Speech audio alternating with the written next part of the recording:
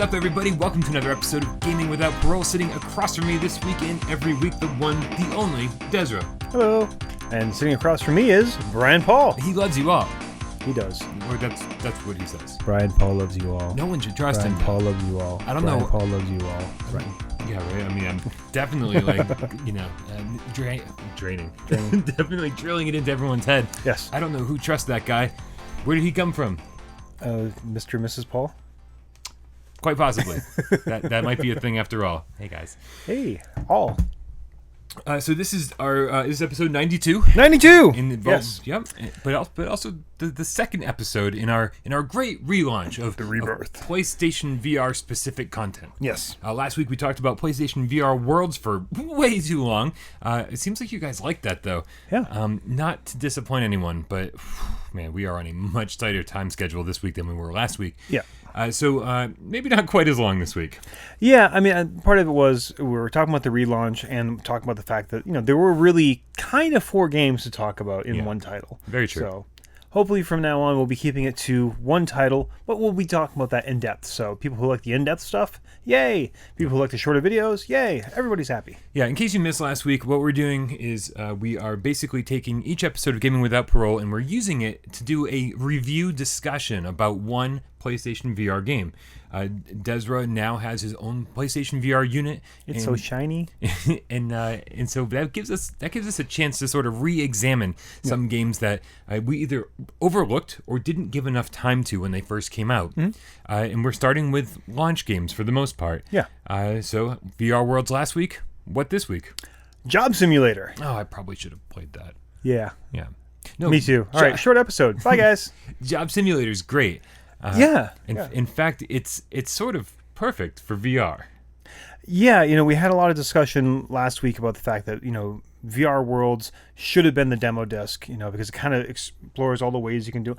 And actually, I'm going to actually disagree with myself. I think Job Simulator, this should be one of the first games you play, or actually, maybe one of the first games you introduce other people to. Okay. Because it's very, very accessible. Mm-hmm. It's very easy to understand what's going on. And you can hand someone who's pretty much never played a video game and just say, here are your hands, go do stuff. Yeah, the controls are as simple as your move controllers are your hands, which can we just take a second and say, how awesome is it to actually have a PlayStation VR game where the move controllers are not just your hands, but they're hands without guns in them. Yeah, that's true. It's so seldom that you just get a game where the primary mechanic isn't shooting the crap out of everything. Right. And I appreciate that. Bridge Crew. What? I said seldom. Yeah, seldom. Right? We haven't gotten Desert to do any work since Bridge Crew came out. No, actually, I've spent, a lot. Anyways. But, Bridge Crew is awesome. So, Job Simulator, hands, where are we? I'm getting myself back on track. Yeah, no, totally. Okay. So it's a perfect game to introduce somebody into VR with because you just have hands, and the only real button that you use are the triggers. Yes. And that closes your hand. Hands in a derby. It's about as simple as things get. Mm-hmm. And the plot of the game, such as it is actually pretty amusing. The idea is it's 2050, I think is the year? 2050. And things have gotten so advanced that and robots have maybe taken over. There's kind of a little in-joke about that later. But basically, you go to a museum to figure out what jobs were like back in the day. And this is your chance to experience what the archaic passive jobs were. And this is also filtered through the lens of robots who have no idea how people actually functioned. But luckily, because of their inability to actually to recognize how these jobs actually worked, we're given this awesome satirical look, making fun of each of these jobs, but also making fun of society at the same time. Yes, the humor goes a little deeper than surface level, and it's totally appreciated. Mm-hmm. Yeah, and it's definitely for those of you. So I'll say this: you can probably, I think, very easily finish this whole experience in under 3 hours. Well, under 2 hours probably, under 3 hours definitely. Oh, yeah. But you shouldn't. There is so much to explore, so many little in-jokes here and there. Pretty much everything you think you might be able to touch or open or look into, you can. And pretty much everything you think you might be able to try and do something fun with, you can. So to actually do all the jobs and complete the tasks. Yes, it's going to be, a very short amount of time and maybe not that entertaining, but really diving in depth, reading the backs of magazines and everything. It's really entertaining, real fun. Yeah, I mean, the first thing you want to do is pick up everything and throw it. Like, I don't know what the mystique there is or the magic, but you just want to pick things up and throw them.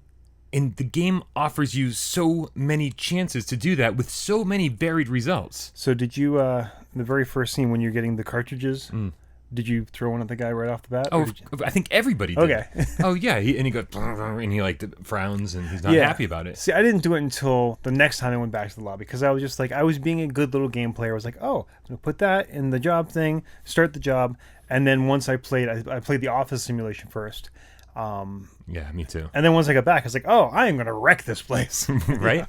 Yeah, and well, I mean, we should start with the office simulation because that was, I think, most people's first experience with it. Yeah. I think anytime you see a quick video, that's the one you normally see. Right. It takes place in a little office cubicle. Yes. And you have bosses right. tell you what to do. I don't even care about the objectives in this game, to be honest with you. No. The objectives, I think, are only there to move everything forward, to force you to interact with different items. Yes.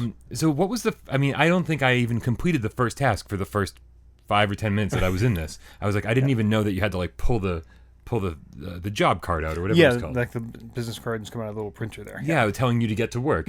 Basically moving the game forward. I didn't even know you were supposed to do that at first. So I just messed around. I was plugging things in and unplugging them. What did you do first? Well, like I said, when I first started, I was being a good little game player. So like, oh, it says take a ticket, and I'll do the job. Great, and I'll do the job. Yeah. And I think that like the first job is to eat a donut and make yourself some coffee. Yeah. So it was like, okay, let's go. I hold the donut to my face and I bite it and I put the coffee in there and I make a coffee. Great. What am I gonna do? All right, and I just kind of threw the coffee cup over my shoulder, and the guy in the cubicle, hey, watch it. Yeah. It's like, oh. Yep. Oh. And so then, I started throwing things around everywhere. Mm-hmm. One thing I will say, and I think this is kind of overarching for all of it, the first two I played, the Office and the Chef. My family was actually in the living room with me. Excellent. The other two I played by myself. Did this change the way you played? Yeah, and actually, I think this is a game. It's much more fun to play with people. Now, it's not a multiplayer game. So don't misunderstand me there. I got you. But if there's other people in the room with you, they're kind of experiencing, they're laughing at what's going on too, giving you ideas. And it's definitely a much more kind of social sort of game. I found it a lot more enjoyable when I was there with other people because, I could make my kids laugh, right? Yeah. By doing something silly like putting a half-eaten donut on the copy machine. And making an infinite amount of donuts that I could then throw at people. Yeah, the copy machine is great because this is yet again another example of how robots don't understand how things worked in the past. The copy machine, obviously, as you and I know it duplicates pieces of paper. Right. But yeah, you can put anything in the photocopier and just including your hand. Including your hand. It's wait. Yeah. I didn't put my hand in the photocopier. Yeah. What happened when you basically put your hand in and then you get a copy of your hand? Now you can't control it and move the copy. That's a shame. But you do get a copy of your hand that you can then slap people with. I thought I put everything in that photocopier. Nope. Apparently I missed something, and that's the thing. I think when you have conversations about this game, you're going to have a lot of these experiences. It's going to be, oh, did you try this? Did you notice this? And be like, well, no, I thought I tried everything, and there's a million things I haven't. And then every once in a while, a trophy will pop up. Like, oh, there's trophies in this too. Yeah. So I was in some of my research, I was reading an article, and there is a trophy for, oh gosh, is it can in a can? Basically, you can, well, we'll get to that. Anyways, you can make soup. Yeah, that was good. So yeah, one thing I think this will be the only time I mention it because it's the first time I came across it. Did you do the credits? I didn't watch the credits. So this is a really cute way to do credits that takes advantage of the VR. So you can, at any point in any of the jobs, you can hit the move button and a suitcase will show up. You open it up and then there's a burrito, because why not? And it says end or leave. Is it end? I think so. Yeah, it says end. Or quit or something. Yeah, and basically you eat the burrito and you quit out to the main menu. Yeah. But once you've finished Actually, no, I think it's there at any point. In the top part of the briefcase, there's a little card that says credits, and you pull that out, and there's the first credit. Design by. Then you pull out the next card, music by. Next card, voice acting, and you go through the whole thing. This must speak to you as a magician on so many levels.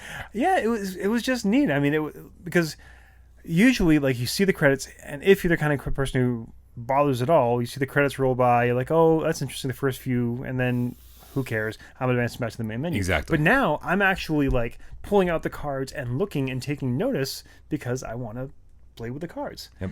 And eventually, of course, it gets to your Monty Python type jokes where it's like, okay, this is the last card. No, really, blah, blah, blah. And I won't ruin that for you, but definitely, the first time I've ever done this, watch the credits. Yeah, totally. Or flip through the credits, apparently. I got to say, this is so dumb. My favorite thing to do as an office worker was to play Flappy Bird. Oh my god, my kids were freaking out. So I'm sitting there, and I've got I'm kind of, this is so weird because I was like leaning over the desk, like standing there in my cubicle, leaning over the desk, and I really, my brain was tricked into thinking that I was holding a mouse, right? And so I'm clicking the move controller to click the mouse button, and I'm playing Flappy Bird on my PC in the cubicle, and I played for as long as I could without dying. Yeah. Like, I actually played the game as far as I could. I didn't play for like 3 seconds and be like, oh, Flappy Bird, cool. No, I wanted to get a high score. I was like, that's a game I played for hours and hours and hours on my iPhone. Don't ask me why. I have some crazy. But here it was on the computer, and I wanted to play again. It was a game within a game. It was just, I don't know. I don't know why this was so appealing to me. But at some point, I leaned a little bit forward because to kind of rest my hand on the mouse, like to kind of like support myself on the desk. And it's just one of those illusions where you forget that you're in VR, even with this cartoon world. Oh yeah, totally immersed. I absolutely had that moment because if when you bite the burrito, I think it says, why does this sound so sexual? I know, right? Bite the burrito. It says like the end or something like that inside the burrito, and now I've got the screen on. I've got the TV screen on. I know my family are watching the screen. My wife is sitting on the couch. I bite into the burrito. I'm like, hey, look at this, and I show her the burrito. The move controller. But right, or I show the move, and of course in the real world she just can't see what I'm talking. In fact, all I've done is actually make it harder for her to see. Right, because if you pointed it at the screen or something, or at yourself. If I pointed it stayed like this, I mean, she could see it. Right. But again, it's so immersive, even this cartoony world, that I just, oh, that's right, you're not there. I mean, you're there, but anytime I ate something in this game, I absolutely opened my mouth and went hum, hum. It made a sound, I think, too, hum, like as if the Move or the VR helmet was going to sense that my mouth was open or not. Yeah. Really strange. One last nice touch, and again, we don't want to go into too much detail on each of these because you want to discover a lot of this yourself. Sure, but although I will say that at this point, I feel like these shows, since these games have been out for so long, I feel like the people watching them are I hope, and let us know. Yeah. Let us know if like we're convincing you to buy these games, or if like you're just watching this to kind of like relive your memories of the games. But because we were talking about maybe a spoiler section. Of the show, but I feel like the whole show should be allowed to have spoilers because again, we're kind of looking back at this after 8 months of being out. That's true. You let us know what you want. Yeah. Sorry. I was just gonna, so the user interfaces on the laptop and the phone, of course, we're robots, so they're computers, so they only need 2 buttons, 1 and 0. Yeah. And it does come to a point where you need to enter in some data using the keyboard, which is kind of hilarious. So. As a computer geek myself, I love the idea of having just the 1s and 0s, and maybe even just coding some assembly on a keyboard that just has 1s and 0s. But, and to take your hands and just bash on those 2 buttons and have words be popping up on the screen. Did you pick up the phone? Oh yeah. Yep. Little thing I found out. Actually, I had a hard time. So this is kind of a nice detail. It is. If you make a photocopy of the phone. Did you do that? Okay. No, I thought you were going somewhere else. The original handset works, the copy does not. Okay. Until you hang up the copy and then pick it up. And then you get a dial tone. But then the original no longer works. What I love about picking up the phone is that you don't hear the person on the phone until you put it to your ear. Yep. And the sound it's just very smartly done. Yep. Because, like any other game, like if you went and picked up a phone, you'd immediately hear who was on it. But this makes you put it close to you. Yeah. So the folks behind this are Alchemy Labs, and they did their homework on this. One little thing, we're probably not ever going to get it for PSVR, but in the Vive and the Oculus Rift versions, apparently they've even made that computer run Overwatch. Really? There is a mod that Alchemy made. Oof. That you can actually like pick up, so there's the Flappy Bird game disc, and there's some other discs, but they've actually, and you can find the video on YouTube, they actually have an Overwatch disc and can pop it in there and that's pretty play. Phenomenal. That's so crazy. Yeah. These are our people. So let's move on to the next simulation, as they called it. Yeah. And that is the Gourmet Chef. Yeah. Gourmet Chef. Right off the bat, it's obvious that you're working in like a diner of some sort. Yeah, it's just a tiny little greasy spoon diner. Yeah. There's absolutely nothing gourmet about it, although fresh ingredients everywhere. That's true. Including a plant that grows both oranges and lemons and limes and pomegranates. Yeah. So, we both work in restaurants. Yeah. And there's a certain satisfaction I got from working in a restaurant in VR, because it allows you to do things in VR that you can't do in a real restaurant. Yeah. So I kind of had the opposite experience. I'm like, I've worked in kitchens enough. I even found myself like, so if you work in kitchens, you don't want to be touching stuff with your hands all the time. So I'd be opening and closing the microwave with the back of my hand. Nice. I'd be like, boom, boom, boom, boom. Oh, wait, no, I'm working. I shouldn't be working. I should be playing. Yeah. And I'm just, flying around doing kitchen kind of moves. It's like, oh, that's right. So it was, I don't know, maybe that one was just a little too close to home for me. For me, it was perfect because it got me to be able to do things I couldn't do. Like when the customer comes up and says, my son Jimmy or whatever it is has a gluten allergy. Yeah. And you're just like, I mean, I don't know if there's a person in the world that didn't just shove a ton of bread into that whatever we were making. I think we were shoving like something into a blender. It was a pizza. It was a pizza, and they had a tomato allergy. Is that what it was? I think it started with that, and then eventually got to the fact that he had a heat allergy. Oh God, yeah. So of course you're putting like sriracha in, you're putting bread in, you're putting tomatoes in, everything you think that this kid will hate and be allergic to and possibly kill him. You're just like, oh yeah, you're putting it all in the blender, and of course hearing the reaction from the dining room, like, there's tomatoes in this. I mean, what a great time. Yeah. Yeah, so this is my ability to live out a fantasy in VR. Like, this is like a very small step toward being able to do that. I think going back to how much fun it is to throw things, we were lucky in this level to get a fish tank on the other side of the room. And so I was throwing everything into that fish tank. Oh, all the fish swarm to it and destroy it. Oh, that's great. Oh, it's fantastic. I didn't even try that. Oh, yeah. Throw stuff everywhere. Because that's the thing. Yeah, like, and that's everything. The level of interactivity in this game gives lie to how bad some VR games are. Because there's been other VR games I've played, which shall remain nameless, where it's like, okay, you can interact with all of this stuff, but, nope, that's not real as far as the game is concerned. Yeah. There's almost nothing. I want to qualify this because there's almost nothing that you can reach that you can't interact with in some way in this game. Oh, absolutely. I didn't see any invisible walls or just like, that's just there as a prop. You can't do anything with that. Yeah.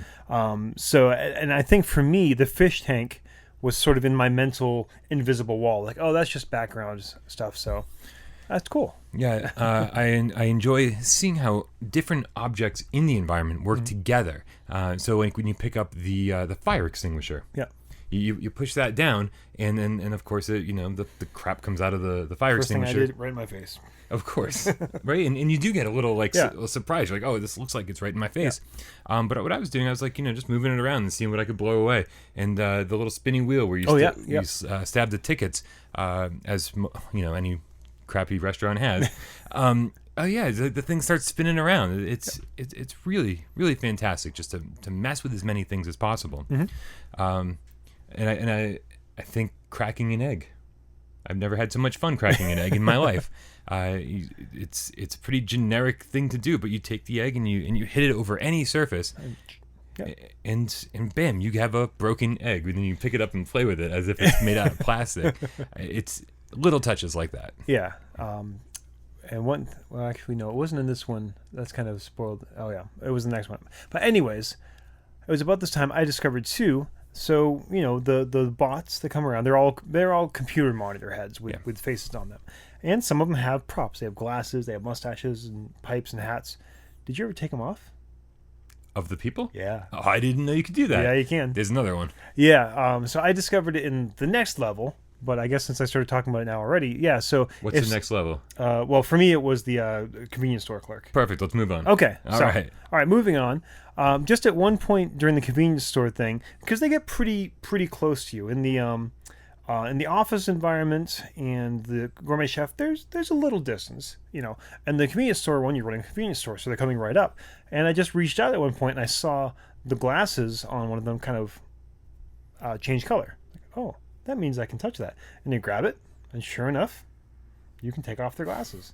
So what's the next thing you try? Can I put it on? Hell yeah, you can put it on. That's fantastic. And you've got the glasses floating there. Now, the problem is the glasses are kind of floating out in this space, so it's actually hard to see. But one of the things you have at the convenience store is the jumbo size device. Oh, my God. So you take the glasses, you put them on the jumbo size device, make them bigger, and now you can see. Yeah, I mean, once you discover the jumbos, so Yeah. what Des is saying is, of course, McDonald's and convenience stores, now, of course, in real life, everything's super sizable, right? You can get the big version of everything, but the way the robots deciphered that was by saying there's a machine that makes everything bigger, the supersizer or the jumbo sizer. And so once I discovered that in the game, I put everything in that. I was like shooting Roman candles, like giant Roman candles out through the store and out, out into the street. Man, so much fun. Yeah, lighting the Roman candles and just throwing them out into the room. I think was probably my favorite thing to do. Absolutely. Well, so this is my addiction side coming out, or addictive side. But as soon as I found out that they were scratch tickets, yep, I did what any 15-year-old kid would do, and I pulled out hundreds of them and scratched them all off and tried to win money. But all you get is a little beep. I can't even make the sound. The little noisemaker, things. Yeah. And then some confetti blows, which is kind of cool. But to be able to pick up a quarter and a scratch ticket and go, it's so satisfying. I love it. Way more fun than working in retail could ever be. Yeah, no, I found the convenience store. I think the convenience store might have been my favorite, actually. Well, it felt like there was just so much to do. Yeah, no, it really, and the jobs were actually kind of pretty interesting and varied. One of the things that, I want to go back through, and like there's at one point you get robbed. Yeah. Actually, did you take the banana? I did not take the banana. So when the crook comes in to rob you, the bandit, he's got a banana he's using as a gun. You can just go ahead and take that from him. And what happens? There's plenty more where that came from. And he comes up with another one. And I ended up with a pile of like a dozen bananas. That's fantastic. I loved when the little kid came in with his mother. And the mother went off to the bathroom, and the kid suddenly went from being this like charming little kid to being like, "Give me sugar," like just demanding as a little kid would be. So, of course, you do. Yeah, you just start throwing slushies at him, throwing gum at him, and he just consumes it all. And it's just there's something again very satisfying about doing something you can't do in real life in VR, like making tea. Poison children. Poison children, exactly. Scratch tickets, supersize. That was all my favorite stuff in that one. Yeah, no, the supersize was a blast, and then actually a little cleaning robot. That was kind of cool. Yeah. I wish there was a little more. Well, maybe there was. Actually, yeah. Leave something in the comments. Did you find something cool to do with the cleaning robot? Because I just felt like there was something else that I was missing. Yeah. Because the funny part is, it shows you like this map of how all the dirty spaces, and then you can control.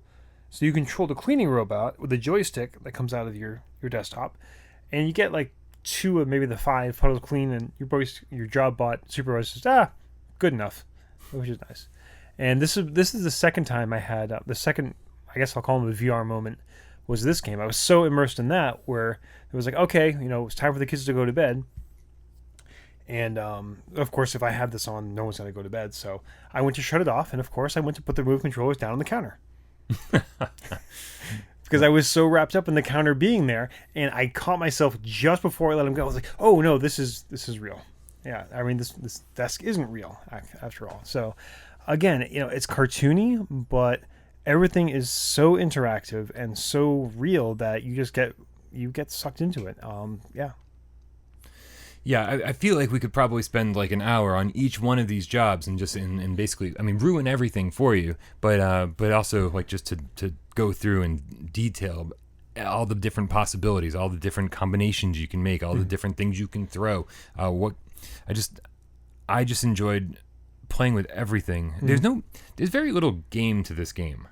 Like there's no like you said at the beginning, like it's maybe 2 to 3 hours if you just like follow the directions and do what you're supposed to do.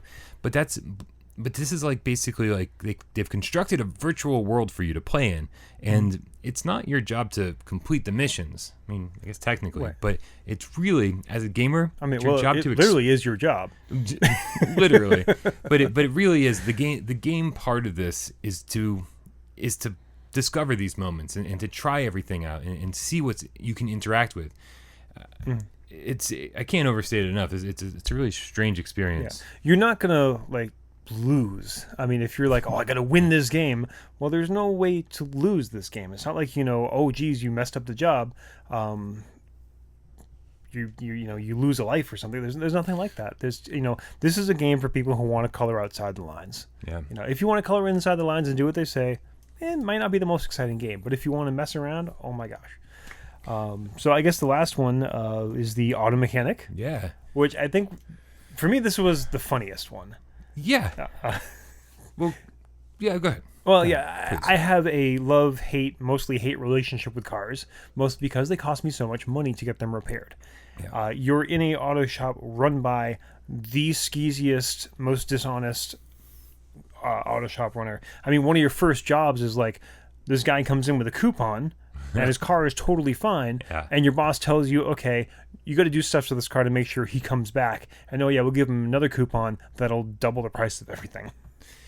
Yeah, it's the thing I always hated about real life auto mechanics is that they've got some kind of power. Yeah. Right. They know things about something I don't. Mm-hmm. I feel very fortunate that my brother's always showed me the right way with cars, and he's always taken care of me. But anytime I've had to go to an actual mechanic, I always walk out of there feeling like I got totally screwed somehow. Like I've gotten my oil changed before and feel like I got totally screwed. Yeah.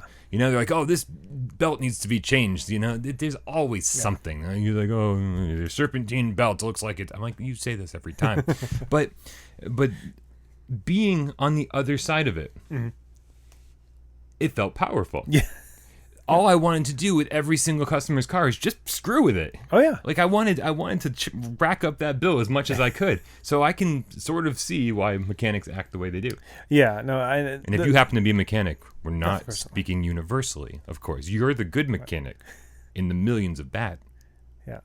I mean, shout out to Greasy's. You guys rock my world. They're a place that was like, I have a Mini. I know I'm that guy, but I just happened to move into the neighborhood which has an amazing garage. So, guys at Greasy's, we're not talking about you. You guys are awesome. Yeah, Gardner, you guys are awesome too. All right. Yeah. But all right. So now that we've covered asses, mm-hmm. yeah. So and the thing is, you have so much choice too. Like you go to change the tires, and all these different choices of tires come out, and there's a donut. Literally a donut. And there's these wonderful rocks. Rock tires, there's like these 8-bit tires, and there's no like, you can just put on whatever tires you want on anything and just watch that bill keep racking up. Did you play the basketball with the trash? Oh, of course. Yeah. If I can throw something, I threw it. This one actually has there's a little trash barrel in the background with kind of like a basketball backboard, and this one, if you get something in, you get the same confetti. Yeah. I can't make that noise. I feel so struggling today. I know. You're not on top of your game. I should have brought one with me. Yeah. Oh, how about this? The radio. So there's a little radio next to you. You're talking about in the auto mechanic. I remember there's a radio. Yeah. There are 4 channels. 4 stations. Didn't play with the radio, I guess. There is so much funny in these 4 stations. So there's one that's kind of just the background, basically the main background music that plays everywhere. There's another station that's kind of a little world music-y sort of beat. Then there are 2 other stations. One is basically an NPR kind of thing. I forgot what they call it, like RPR or something. And it does news stories. The other is a car talk radio. Not car talk like Click and Clack, the Tappet Brothers car talk, but a station that does. But it's both the news and the car talk are filtered through this people who have no idea what anything is and only know basic English. Sort of like, yeah, so, I first grew up learning about cars when I opened the car and I saw the tubes and the things. Oh, yeah, I love the tubes and the things. Yeah, the tubes and the thing. And they're just talking the most generic nonsense. And even the news reports on the NPR, they're basically the same thing. A human was found in a place humans shouldn't be, and other humans were very concerned about that. And it's one of those, like, I had that on, and then I wanted to focus on, like, what was actually happening there. And I found myself just like, no, I'm going to stop the game, and I'm just going to sit here and listen to the radio. It sounds like our podcast belongs on one of those stations. Yeah. Games are fun and things, and people play games. And VR is new. That's literally what it sounds like. It's hilarious. My favorite part of the auto mechanic was just opening the garage. You had that chain in front of you. Yeah, I did it with such like heft, I like with wanted vigor. it to keep going. Yeah. It was like, it only takes 2 pulls. Right? I like it. Like I felt so strong by pulling the chain. It's so ridiculous. I love painting cars. Yep. You just pick what color you want and you pull the handle. I love pulling levers in VR. This is so stupid. I'm saying the dumbest thing. No. I really do feel like I belong on one of those radio stations. But it's absolutely true. No. Yeah. And like I said, I think this all goes back to the point at the beginning. This is more than a lot of the things that I think we've talked about. I think this is one of the first ones you want to kind of draw people into. You start playing it, show them how much fun it is, and say, "Hey, you try this out." Yeah. It doesn't take any understanding. Like even the most basic first-person shooter game with a controller, you've got all this stuff, and But I could take, if my parents came to visit, I could throw this on my dad's head, give him the move controller, and say, "Go to town." Yeah, and they would get it. Yeah, it feels great. Hopefully we get something else from Alchemy Labs. Yeah, there's one add-on they've made to the other version of this that hasn't come to the PSVR yet. Hopefully it will, because it doesn't seem like it's that hard. Is the spectator mode? Oh, this is something that one thing I have talked about people watching, but of course people watching the screen are seeing what you're looking at, which is hard to track sometimes and kind of messy.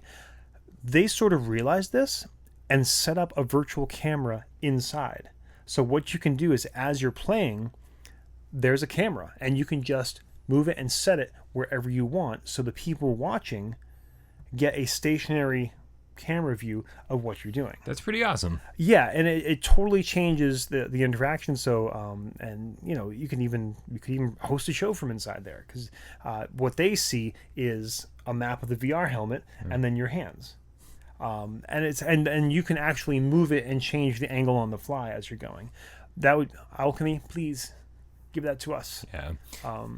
And they've got such an interesting template here for DLC.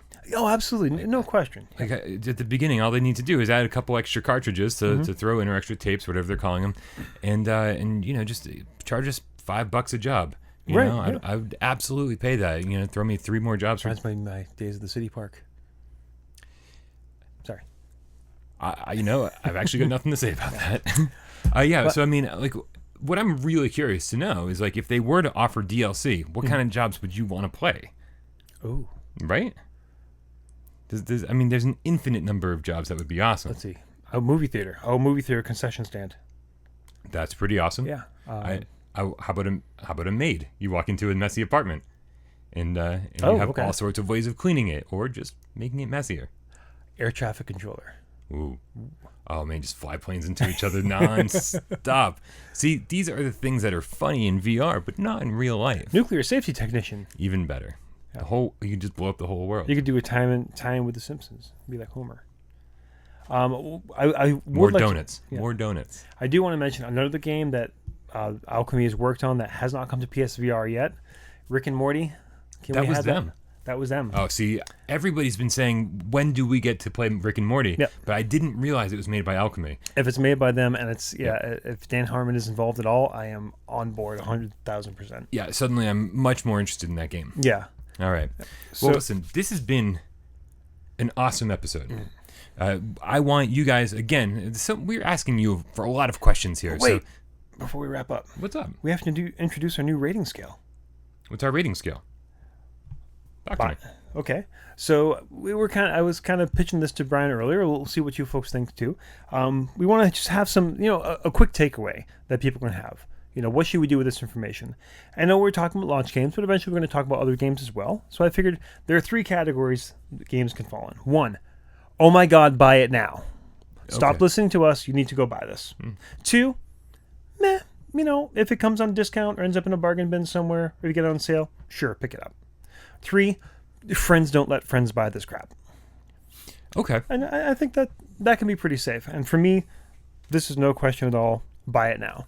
If you haven't played it yet, if you haven't bought it yet, just go get it. Yeah, it is not an expensive game to begin with. Nope. I want to say that when it launched on launch day, I believe this was a launch title. Yeah. It was like $30.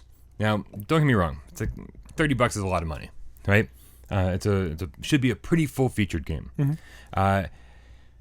So the physical version is out. Yep. And I forget how much that was. I don't know if that was 20 or 30. So, but the thing is like, I feel like $30 might be, despite the fact that we've been raving about this for the last half hour, I feel like $30 is a little on the steep side. Oh, okay. So I'm gonna say if you see it for $20, absolutely get it. Right. It's a phenomenal game, but I think it's one of those things that you play, you blast through all the jobs, you go back, you try out all the things we talked about, you talk to your friends and go, oh, I should try that out. And then probably you're going to shelf this and might not play it again. You might show it to your friends and family and that kind of stuff, pull it back off the shelf. But for me, hello, human. Seems like the right Welcome number. So to I'm an gonna go accurate simulation of office worker. Time to jump. Also, as a launch title, it's due. Yeah. This looks like it'll taste interesting. Pistons in the engine, Doritos. Delicious. Oh no, the boss spot is coming. Hey, you've been doing once you go through, you unlock some different mods, and one is the... Looks like I've got some money to blow. Shred everything for It's legal totally reasons. possible that I haven't beaten this game yet. So maybe I didn't beat it. That sounds phenomenal. Today's $30 it is. Buy it. Open that safe. Holy smokes, this All right, is so we're going to be back way next too week fast. with another game to talk about. We definitely want your suggestions. We want to stick with launch titles as long as possible because there are so many You've games been doing a that get really good overlooked. job lately. I've got one in mind, which I don't want to spoil right now. But we're going to come back next week with a brand new game, brand new game to talk about. But we want to know have to ask you to come in on Saturday. your opinion on it. Gaming Without Parole, I'm Brian Paul, I'm Desra. and we'll see you next week. Bye.